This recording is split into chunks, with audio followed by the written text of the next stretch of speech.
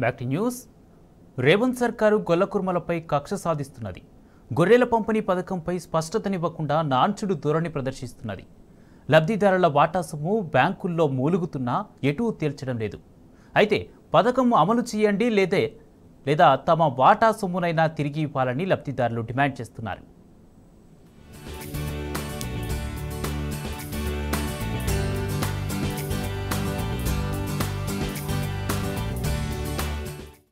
రేవంత్ సర్కార్ గొర్రెల పంపిణీ పథకంపై కక్ష సాధింపు కోసం తహతహలాడుతున్నది.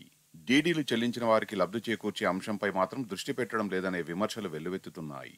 మంగళవారం గొర్రెల పంపిణీ పథకంపై ఉన్నత స్థాయి సమీక్ష నిర్వహించిన ముఖ్యమంత్రి రేవంత్ రెడ్డి విజిలెన్స్ విచారణకు ఆదేశించారు. అయితే ఇప్పటికే పథకంలో భాగంగా తమ వాటా సొమ్మును డీడీల రూపంలో చెల్లించిన లబ్ధిదారుల సమస్యను మాత్రం పట్టించుకోలేదు.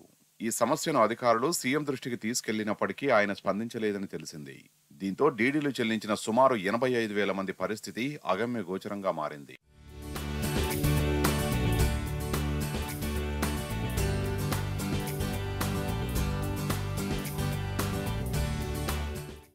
గత కేసీఆర్ ప్రభుత్వం అర్హులైన వారికి ఒక యూనిట్ కింద 21 గొర్రెలను సబ్సిడీలో అందించారు. ఒక్కో యూనిట్ ధర 1.75 లక్షల రూపాయలు కాగా ప్రభుత్వ వాటా 1,31,250 రూపాయలు, లబ్ధిదారుల వాటా 43,750 రూపాయలుగా నిర్ణయించారు. ఈ పథకానికి సుమారు 1.17 లక్షల మంది ఒక్కొక్కరు డీడీల రూపంలో తమ వాటాను చెల్లించారు. కేసీఆర్ ప్రభుత్వం ఎన్నికల సమయానికి సుమారు 32,000 మందికి గొర్రెలను పంపిణీ చేసినట్టు సమాచారం. ఇంకా సుమారు 85,000 మందికి ఒక్కో యూనిట్ చొప్పున గొర్రెలను పంపిణీ చేయాల్సి ఉన్నది.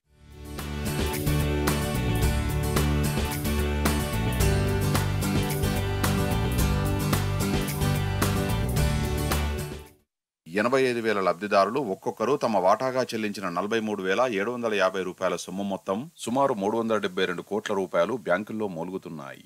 ఒకవేళ ప్రభుత్వం డీడీలు చెల్లించిన వారికి గొర్రెల్ని పంపిణీ చేయాలనుకుంటే సుమారు 1,115 కోట్ల రూపాయలు వెచ్చిస్తే సరిపోతుంది. కానీ సీఎం రేవంత్ రెడ్డి నిర్లక్ష్యంగా ఉండడంపై సొమ్ము చెల్లించిన లబ్ధిదారులు ఆగ్రహం వ్యక్తం చేస్తున్నారు. ప్రభుత్వం గొర్రెలు ఇవ్వక చెల్లించిన సొమ్ము తిరిగి రాక ఆవేదన చెందుతున్నారు. ఇందుకోసం ప్రతిరోజు కలెక్టరేట్ల చుట్టూ ప్రదర్శనలు చేస్తున్నారు. అయినా ప్రభుత్వం నుంచి ఎలాంటి స్పందన లేకుండా పోయింది. కాంగ్రెస్ ప్రభుత్వం వీలైతే గొర్రెలు పంపిణీ చేయాలని, లేని పక్షంలో తమ వాటా సొమ్మును తిరిగి ఇవ్వాలని లబ్ధిదారులు డిమాండ్ చేస్తున్నారు.